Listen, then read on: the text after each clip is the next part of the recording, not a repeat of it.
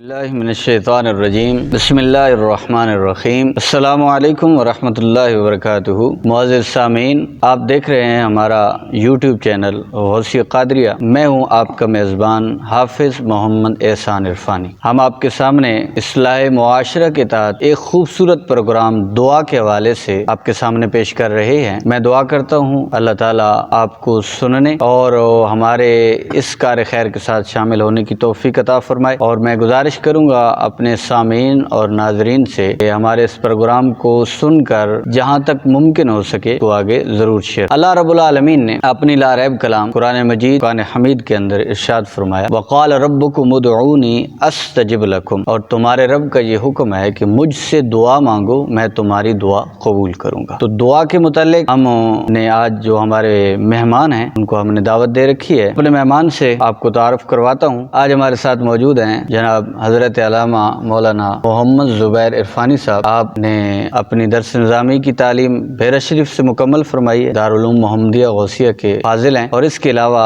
M اے عربی، M اے اسلامیات اور M اے اردو بھی کر رکھا ہے۔ تو آئیے اپنے مہمان سے دعا کے متعلق سلسلے کو آگے بڑھاتے ہیں۔ جی علامہ صاحب، پہلا سوال یہ ہے کہ دعا کا معنی لغت کے اندر اور اس کا مفہوم کیا ہے؟ اعوذ باللہ من الشیطان الرجیم، بسم اللہ الرحمن الرحیم، اللہم صلی وسلم علی سیدنا و مولانا محمد قداقت ہیلتی ادرکنی یا رسول اللہ صلی اللہ علیہ وسلم۔ الصلاۃ والسلام علیک یا سیدی یا رسول اللہ وعلی آلک و اصحابک یا سیدی یا حبیب اللہ۔ سب سے پہلے میں آپ کا شکر گزار ہوں کہ آپ نے مجھے اس قابل سمجھا۔ دعا کے متعلق آپ کا سوال، دعا کے مختلف معنی بیان کیے گئے ہیں۔ حضرت ابن عباس رضی اللہ تعالی عنہما، آپ نے جو دعا کے متعلق لکھا ہے الدعاء فی اللغت الایمان، آپ نے دعا کا معنی ایمان بھی بیان کیا ہے۔ اللہ اکبر۔ اس کے علاوہ دعا بذات خود ایک عبادت ہے۔ اللہ رب العزت نے قرآن مجید میں جیسے ارشاد فرمایا، وقال ربکم ادعونی استجب لکم، تو جو رب کے سامنے التجا کی جاتی ہے، اگر ہم نماز بھی پڑھتے ہیں تو نماز بذات خود ایک عبادت ہے، لیکن اللہ رب العزت کی بارگاہ میں دست سوال دراز کرنا، اس سے سوال کرنا، یہ بھی ایک عبادت کے زمرے میں آتا ہے۔ اور حدیث مبارکہ میں ہے الدعاء مخ العبادہ، دعا تو عبادت کا مغز ہے۔ دعا ندا کے معنی میں بھی آتا ہے۔ اللہ رب العزت کی بارگاہ میں اپنا دامن پھیلا کر سوال کرنا، اس سے اپنی حاجات کے متعلق سوال کرنا، پریشانیوں کی نجات کے لیے اور مصیبتوں سے دوری کے لیے اللہ رب العزت کی بارگاہ میں سوال کرنا، یہ دعا کہلاتا ہے۔ ماشاءاللہ۔ اگلا سوال یہ ہے کہ دعا کی قرآن اور حدیث کے اندر اس کی فضیلت کیا آئی؟ میں نے آپ کے سامنے قرآن مجید فرقان حمید میں سے ابھی ایک آیت پڑھی ہے، وقال ربکم ادعونی استجب لکم۔ اللہ رب العزت یہ ارشاد فرماتے ہیں کہ مجھ سے دعا مانگو، میں تمہاری ان دعاؤں کو قبول کروں گا۔ حضور نبی رحمت صلی اللہ تعالی علیہ وآلہ وسلم کی احادیث میں اگر دعا کی فضیلت کو دیکھا جائے تو بے شمار احادیث مبارکہ احادیث کی کتب میں ہمیں ملتی ہیں، جن میں ایک حدیث مبارکہ جو کہ جامعہ ترمذی میں موجود ہے، حضرت سیدنا ابو ہریرہ رضی اللہ تعالی عنہ ارشاد فرماتے ہیں کہ رسول مکرم صلی اللہ تعالی علیہ وآلہ وسلم آپ نے یہ ارشاد فرمایا کہ اللہ رب العزت کے نزدیک سب سے فضیلت والا عمل دعا، اس کے علاوہ کوئی نہیں۔ سبحان اللہ۔ اور حضرت ابن عمر رضی اللہ تعالیٰ عنہ آپ ارشاد فرماتے ہیں کہ رسول مکرم صلی اللہ تعالیٰ علیہ وآلہ وسلم آپ نے یہ ارشاد فرمایا کہ جس کے لیے دعا کا دروازہ کھول لیا جاتا ہے تو اللہ رب العزت اس کے لیے رحمت کے دروازے کھولتے۔ اللہ رب العزت کی بارگاہ میں رسول مکرم صلی اللہ تعالیٰ علیہ وآلہ وسلم نے یہ ارشاد فرمایا کہ ہمیشہ عافیت کا سوال کیا جائے۔ اور اس کے علاوہ رسول مکرم صلی اللہ تعالیٰ علیہ وآلہ وسلم نے یہ ارشاد فرمایا، مفہوم حدیث مبارکہ ہے کہ بندہ مصیبت میں ہو یا نہ ہو، کسی بھی حالت میں ہو، اسے چاہیے کہ وہ اللہ رب العزت کی بارگاہ میں ہمیشہ دعا کرتا رہے۔ تو اس لیے حضور علیہ الصلوۃ والسلام نے یہ ارشاد فرمایا کہ اللہ کے بندو ہمیشہ اللہ کی بارگاہ میں دست سوال دعا کرو، اس کے سامنے اپنا دامن اس کی بارگاہ میں مانگنے کے لیے دراز کرو۔ دعا مانگنے کا ہمیں حکم دیا گیا، ہم دعا کیوں مانگیں؟ یعنی بندہ اپنے رب سے جو دعا مانگتا ہے اس کے پیچھے کیا اسباب ہو سکتے ہیں؟ اللہ رب العزت نے جس طرح کہ قرآن مجید میں ہمیں مانگنے کے لیے حکم ارشاد فرمایا، تو کیونکہ دعا بذات خود ایک عبادت ہے، بلکہ الدعاء مخ العبادہ، دعا عبادت کا مغز ہے، اور دوسری جگہ پر اللہ رب العزت نے کہ محبوب علیہ الصلوۃ والسلام نے یہ ارشاد فرمایا کہ الدعاء صلاح المومن، دعا مومن کا ہتھیار ہے۔ سبحان اللہ، دعا مومن کا ہتھیار ہے۔ حضرات محترم، آپ اس چیز کو سمجھیں کہ جب رسول مکرم صلی اللہ تعالیٰ علیہ وآلہ وسلم نے یہ ارشاد فرمایا الدعاء صلاح المومن، تو میرے ذہن میں ایک سوال آیا کہ عام حالات میں جب ایک بندہ کسی گلی سے گزر رہا ہو اور سامنے سے ایک بندہ آئے اور اسے بتائے کہ اس گلی سے تمہارا دشمن آ رہا ہے، تو جس بندے کو بتایا جاتا ہے اس کی کوشش ہوتی ہے اپنی جان کی حفاظت کرنے کی، یقیناً کرتا ہے۔ تو اس سلسلے میں وہ اس کے لیے اپنے حفاظتی تدابیر اختیار کرتا ہے، یا تو وہ گلی دوسری اختیار کرے گا، یا واپس چلے جائے گا، یا کوئی اور حربہ استعمال کرے گا تاکہ وہ اپنے دشمن سے بچ سکے۔ حضور نبی رحمت صلی اللہ تعالیٰ علیہ وآلہ وسلم نے یہ جو ارشاد فرمایا الدعاء صلاح المومن، یہ مومن کا ہتھیار ہے۔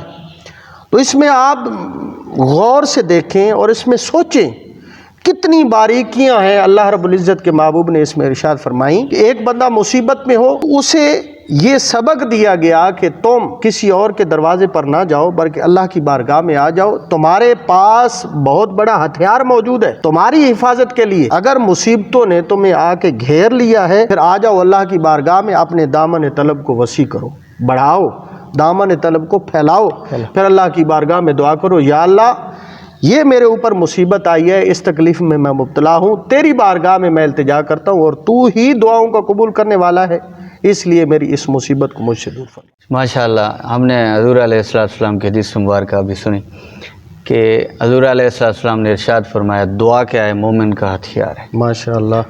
تو بعض اوقات یہ ہوتا ہے کہ ہم اپنے دوستوں کو، اپنے جاننے والوں کہتے ہیں کہ آپ میرے لیے دعا کریں، تو وہ آگے سے کہتے ہیں جی ہم گناہ گار بندے ہیں اور آپ نیک بندے ہیں، تو آپ ہمارے لیے دعا کریں۔ تو یہ ہتھیار ہے ایک، تو اس ہتھیار کو ایک تو یہ بات سمجھ آتی ہے کہ مسلمانوں کو ایک دوسرے کی حفاظت کے لیے اٹھانا چاہیے، استعمال کرنا چاہیے، یعنی آپ میرے لیے دعا کریں، اس ہتھیار کو میرے حق میں بلند کرے، میں اس ہتھیار کو آپ کے حق میں بلند کرتا ہوں، یہ بات تو سمجھ آ گئی۔ لیکن آگے سے وہ یہ کہتے ہیں کہ جی میں تو بڑا گناہ گار ہوں اور آپ نیک اور پارسا ہیں، متقی ہیں، تو پھر اس کا کیا مطلب ہوگا؟ یہ ان کا جملہ اس طرح کہنا یہ کیا درست ہے؟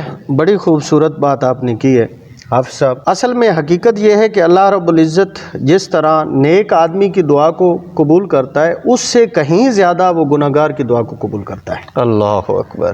میں نے ایک شخص کا واقعہ پڑھا تو اس میں یہ لکھا ہوا تھا کہ ایک بت پرست تھا اور وہ ہمیشہ یا صنم یا صنم یا صنم اس طرح وہ پکارتا تھا، لیکن ہمارا یہ یقین ہے کہ بتوں سے کبھی آواز نہیں آتی، وہ بول نہیں سکتے، ان کو طاقت ہی نہیں ہے بولنے کی، وہ بے جان ہے۔ ایک دفعہ اس کے منہ سے یا صنم کی بجائے یا صمد نکلا، تو اللہ رب العزت نے یہ کہا لبیک یا عبدی، یہ فرما فرشتوں نے پکارا اس نے اپنے بت کو، لیکن غلطی سے منہ سے نکلا کیا بات کہ یا صمد، تو رب تعالیٰ کی کرم نوازی ہوئی۔ تو ایسی صورت میں آپ دیکھیں تو فرشتوں نے عرض کیا یا اللہ وہ تو اپنے بت کو پکار رہا تھا اور غلطی سے اس کے منہ سے نکل گیا یا سمجھ آیا، تو اللہ رب العزت نے فرشتوں کے جواب میں یہ ارشاد فرمایا اے میرے فرشتوں، اصل بات یہ ہے کہ وہ واقعی پکار رہا تھا اپنے بت کو، وہ جس کو اس نے اپنا خدا بنایا ہوا تھا،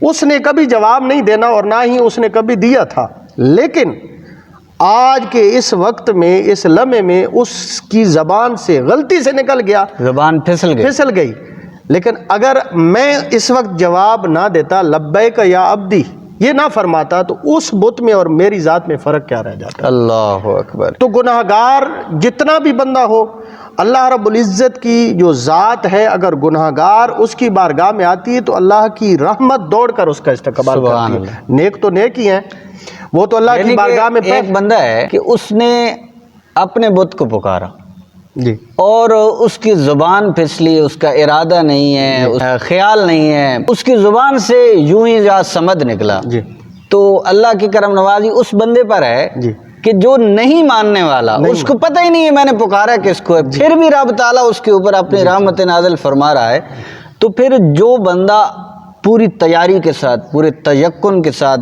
توکل کے ساتھ، یقین کے ساتھ اپنے رب کو پکارے تو کیا اللہ تعالیٰ اس کو خالی لوٹا دے گا؟ ماشاءاللہ جی، کیوں خالی لوٹائے گا؟ وہ رب تو ہمیشہ ارشاد فرماتا ہے، وہ اپنی شان کے مطابق، حضور نبی کریم صلی اللہ تعالیٰ علیہ وآلہ وسلم نے یہ ارشاد فرمایا، اپنی شان کے مطابق وہ آسمان دنیا پر تشریف لاتے ہیں، سبحان اللہ۔ اور پھر یہ پکارتے ہیں، میرے بندے مجھ سے مانگ، جس چیز کی تجھے حاجت ہے تو سوال کر، رزق میں کمی ہے رزق کا سوال کر، بیماری ہے بیماری دور کرنے کا سوال مجھ سے کر، کسی چیز کا سوال کر، میں تجھے عطا کروں گا۔ یہ مفہوم حدیث ہے۔ اس سلسلے میں آگے بڑھتے ہیں، دعا قبول ہونے کے کیا اسباب ہیں اور دعا نہ قبول ہونے کی کیا وجوہات؟ اس میں بھی بہت ساری باتیں لکھی ہیں، چند ایک باتیں میں آپ کے گوش گزار کروں گا، اور اس میں بھی احادیث مبارکہ کی کثرت ملتی ہے۔ اکثر ہم دیکھتے ہیں کہ نماز کے بعد ہو یا تنہائی خلوت میں ہم موجود ہوں تو ہم اللہ رب العزت کی بارگاہ میں دعا کرتے ہیں، لیکن اکثر ہم یہ سوچتے ہیں کہ ہماری دعا قبول نہیں ہوئی۔ میں نے تو اتنی دفعہ دعا کی ہے، اللہ کی بارگاہ میں نے سوال کیا ہے، میں نے جی اتنے مہینوں سے اور اتنے ہفتوں سے اور اتنی وقت سے میں اللہ کی بارگاہ میں سوال کر رہا ہوں، لیکن میری تو دعا قبول نہیں ہو رہی۔ اس کے پیچھے مختلف اسباب ہیں۔ پہلی چیز تو یہ ہے کہ جب ہم اللہ کی بارگاہ میں آئیں تو خشوع و خضوع کے ساتھ آئیں، عاجزی کو لے کر آئیں، تکبر کو پیچھے چھوڑ کے آئیں۔ اللہ رب العزت کی بارگاہ میں عاجزی کرنے والے بندے کو سب سے زیادہ پسند کیا جاتا ہے، سبحان اللہ۔ اور اس کے بعد جب بھی ہم نے اللہ رب العزت کی بارگاہ میں اپنے دامن کو پھیلانا ہے تو جو ہم مانگ رہے ہیں ہمارا ذہن بھی اس وقت اس چیز کی طرف موجود ہو، جو الفاظ ہماری زبان سے ادا ہو رہے ہیں ہمارا دماغ اور ہمارا دل دونوں اس طرف موجود ہوں، متوجہ ہوں، اور اللہ کی بارگاہ میں اس انداز سے ہم دعا مانگ رہے ہوں، یعنی ہمتن گوش ہو کر ہم اللہ کی بارگاہ میں اس انداز سے دست سوال کریں تو اللہ رب العزت دعاؤں کو قبول فرماتا ہے۔ اور دوسری چیز، انسان جو رزق کھاتا ہے اگر وہ حلال کا رزق کھائے تو یہ ہو ہی نہیں سکتا کہ وہ اللہ کی بارگاہ میں اتنی عاجزی کے ساتھ دعا کرے اور پھر اس کی دعا قبول نہ ہو، یہ ممکن ہی نہیں ہے۔ اللہ اللہ، یعنی دعا کی قبولیت میں جو سب سے بڑی وجہ ہے وہ رزق کا پاکیزہ ہونا۔ رزق میں ہم سوچتے ہیں کہ صرف کھانا پینا نہیں، رزق میں ہمارا لباس بھی شامل ہے، ہمارا پینا بھی شامل ہے، ہمارا پہننا بھی شامل ہے، ہمارا کھانا بھی شامل ہے۔ یہ ساری چیزیں اس رزق میں آ جاتی ہیں۔ جب یہ ساری چیزیں ہم حلال کے طریقے سے ہم کمائیں گے، ہم کھائیں گے، ہم پہنیں گے، پھر اللہ رب العزت نے تو خود یہ حدیث مبارکہ میں موجود ہے کہ جو حلال رزق کمانے والا ہے وہ اللہ کا دوست ہے، اللہ کا دوست۔ تو جو اللہ کا دوست ہوتا ہے، حلقہ سے حبیب اللہ، تو جو اللہ کا دوست ہے اگر اللہ کی بارگاہ میں ہاتھ اٹھائے گا تو دوست کی بات سنتا ہے، دوست تو دوست کی بات مانتا ہے، دوست ہوتا ہی وہی ہے جو اپنے دوست کا خیال رکھے۔ سبحان اللہ۔ تو آگے اگر ہم دیکھیں تو دعا جن کی ایسے لوگ بھی ہمارے سامنے آتے ہیں جو انتہائی نیک اور پاکیزہ ہوتے ہیں، لیکن وہ بھی دعائیں کرتے ہیں ہمارے لیے، اپنے لیے، امت کے لیے، اور کوئی اگر کہہ دے تو اس کے لیے بھی، تو اس صورت میں ہم کہتے ہیں کہ ان کی بھی دعا قبول نہیں ہوئی۔ یہ کیسے ہو سکتا ہے؟ تو ایک حدیث مبارکہ کا مفہوم ہے کہ یوم معاشر ایسے لوگوں کو اللہ کی بارگاہ میں پیش کیا جائے گا، جب ان کے نامہ اعمال کو کھولا جائے گا تو وہ اللہ کی بارگاہ میں بڑے تعجب خیز انداز سے عرض کریں گے، یا اللہ ہم نے تو اتنی نیکیاں کی بھی نہیں تھیں، یہ کہاں سے آ گئیں؟ ہمارا نامہ اعمال تو گناہوں سے بھرا ہوا تھا اور یہاں تو نیکیوں کے انبار لگے ہیں۔ سبحان اللہ۔ تو اس وقت مفہوم حدیث یہ ہے کہ یہ فرمایا جائے گا کہ یہ وہ دعائیں ہیں جو تم کرتے تھے اور میں نے ان کو سنبھال کر یہ اپنے پاس رکھ لیا۔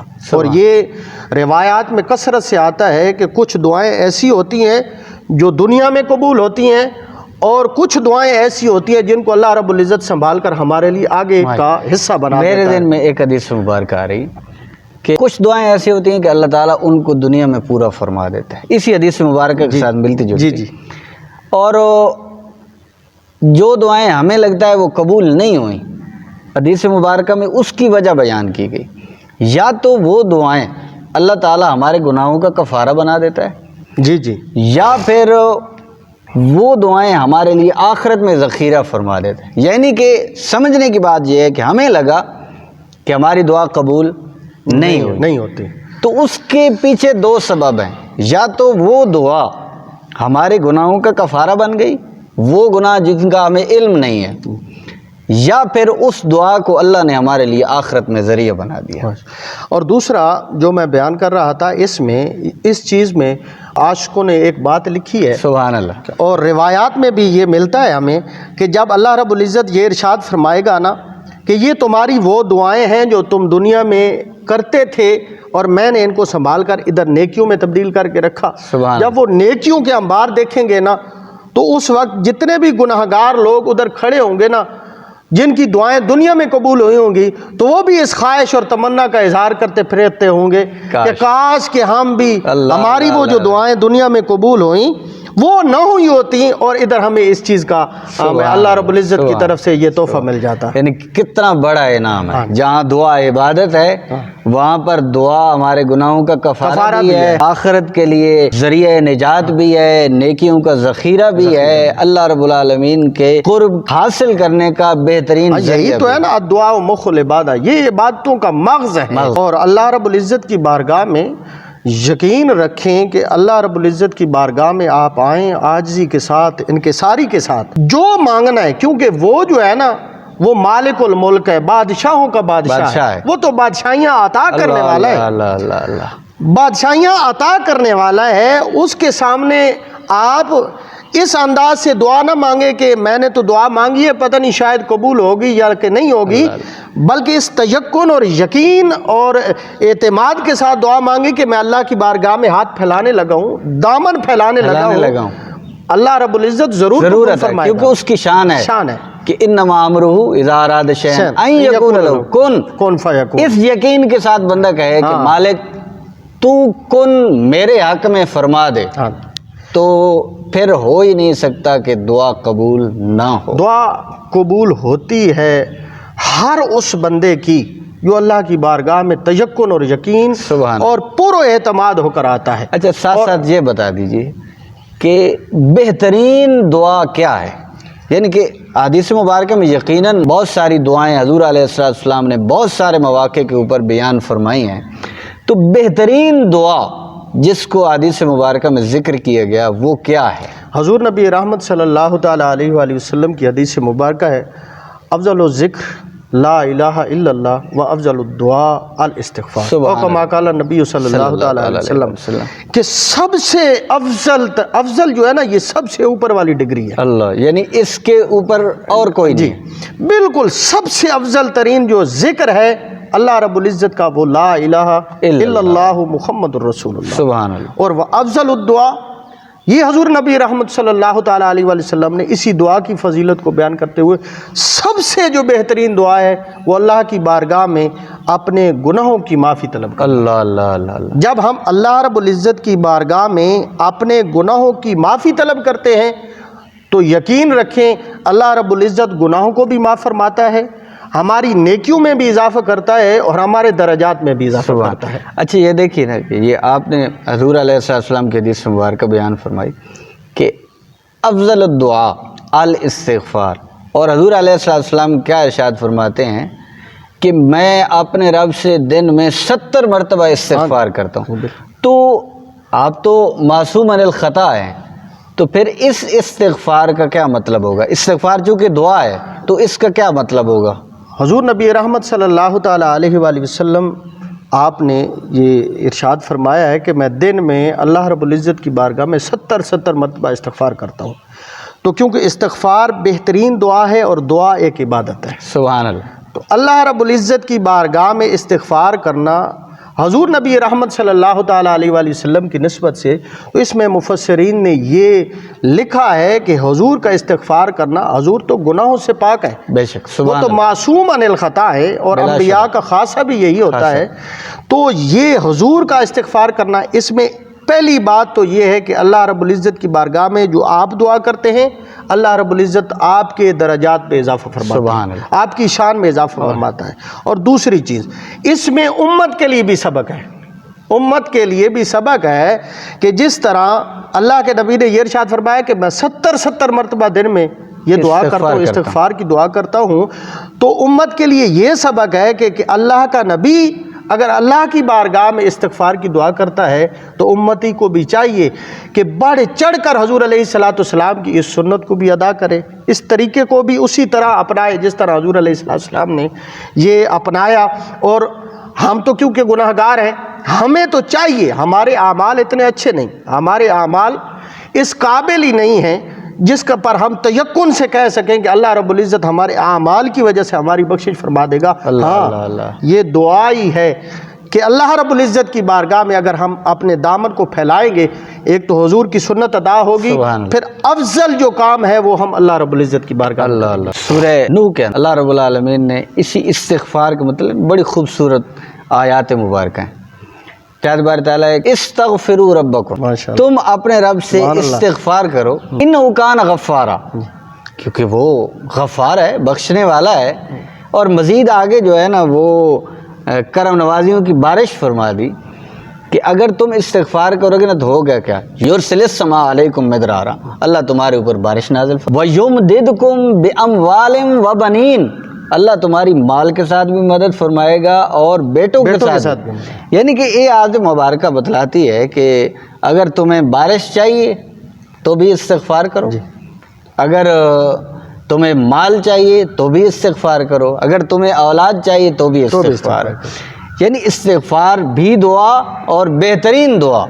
اور اللہ رب العالمین نے اگر آپ کو خوبصورت اور بہترین درجات عطا فرمائے ہیں تو ان درجات کے اظہار تشکر کے لیے بھی استغفار کیا جا سکتا ہے۔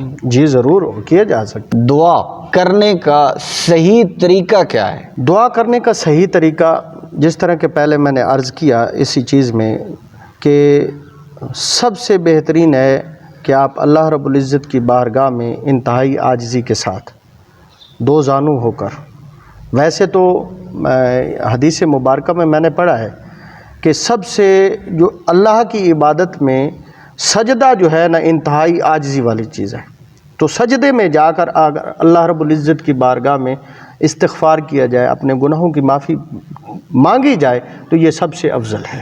اور اس کے علاوہ ندامت کے آنسو بہاتے ہوئے، اللہ شرمندگی کا چہرے پر مظاہرہ کرتے ہوئے کہ یا اللہ میں تیرا بندہ ہوں، تیری رحمت کی امید لیے میں تیری بارگاہ میں آیا ہوں، تو اس رحمت کی امید کرتے ہوئے چہرے پر ندامت کے آنسو بہاتے ہوئے، اگر آپ کو رونا نہیں آتا نا تو کم از کم اتنا کر لیں کہ آپ رونے والی شکل بنا لیں۔ اللہ اللہ ہو جاتا ہے گناہوں کی زیادتی کی وجہ سے ہمارا دل سخت ہو جاتا ہے، جس کی وجہ سے آنکھوں سے آنسو کا جاری ہونا یہ مشکل نظر آتا ہے، ممکن نہیں ہوتا کبھی کبھی۔ تو تنہائی کے لمحات میں آئیں اللہ رب العزت کی بارگاہ میں، اور تنہائی کا سب سے بڑا فائدہ یہ ہے کہ اس میں ریاکاری نہیں ہوگی، اللہ اس میں دکھاوا نہیں، کوئی دیکھنے والا، صرف ایک اللہ ہوگا، ایک آپ ہوں گے، اللہ کی ذات ہے۔ اور یہ ضروری نہیں ہے کہ آپ نے مسجد میں آنا ہے، آپ نے جناب کسی عبادت کی جگہ پہ جانا، نہیں، آپ اپنے بستر پر بھی اللہ رب العزت کی بارگاہ میں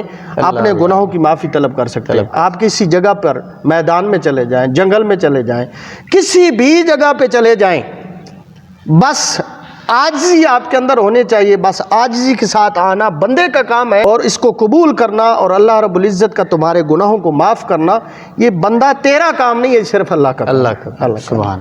دعا کا آغاز کہاں سے کیا جائے؟ درود شریف سے کیا جائے، درود شریف پڑھا جائے۔ حضور نبی رحمت صلی اللہ تعالیٰ علیہ وآلہ وسلم آپ بیٹھے تھے تو ایک شخص آیا، اس نے نماز پڑھی جلدی، اور نماز پڑھنے کے بعد اس نے ہاتھ اٹھائے دعا کے لیے، اللہ اللہ، اس طرح اس نے دعا مانگی، تو حضور علیہ السلام کے یہ الفاظ ہیں کہ اس کی دعا قبول نہیں ہوئی۔ اسے چاہیے کہ سب سے پہلے درود شریف پڑھے، پھر اللہ کی حمد بیان کرے، پھر اللہ رب العزت کی بارگاہ میں دعا کے لیے ہاتھ اٹھائے۔ جی سامعین و حاضرین کرام، اس مختصر وقت کے اندر ہم نے علامہ صاحب سے دعا کے متعلق سوالات کیے۔ دعا کا یہ جو موضوع ہے یہ بہت زیادہ وسیع ہے، تو ہمارے پروگرام کا جو ہے وہ وقت ختم ہو جاتا ہے، تو میں علامہ صاحب کا شکریہ ادا کرتا ہوں کہ انہوں نے اپنی گونا گو مصروفیات سے وقت نکالا اور ہمارے پروگرام میں جو ہے وہ تشریف لے آئے۔ سامعین، میں اللہ رب العالمین سے یہ امید بھی کرتا ہوں اور یقین بھی کرتا ہوں کہ جو ہمارا یہ آج کا پروگرام اصلاح معاشرہ کے تحت دعا کے عنوان سے تھا، یقیناً آپ نے پسند کیا ہوگا۔ اس پروگرام کو آپ خود بھی سن کر جہاں تک ممکن ہو سکے سوشل میڈیا کے اوپر، فیس بک ہے، ٹویٹر ہے، انسٹاگرام ہے، واٹس ایپ ہے یا دیگر جتنے بھی پلیٹ فارم ہیں، آپ ضرور اللہ رب العالمین کی رضا حاصل کرنے کے لیے اور دین اسلام کی تبلیغ کے حوالے سے اس پروگرام کو ضرور شیئر کیجیے۔ انشاءاللہ تعالی ہم وقتاً فوقتاً سلسلے کو آگے بڑھاتے رہیں گے اور نئے نئے عنوانات کے ساتھ آپ کے سامنے پروگرام لاتے رہیں گے۔ اللہ تعالی آپ کا حامی و ناصر ہو۔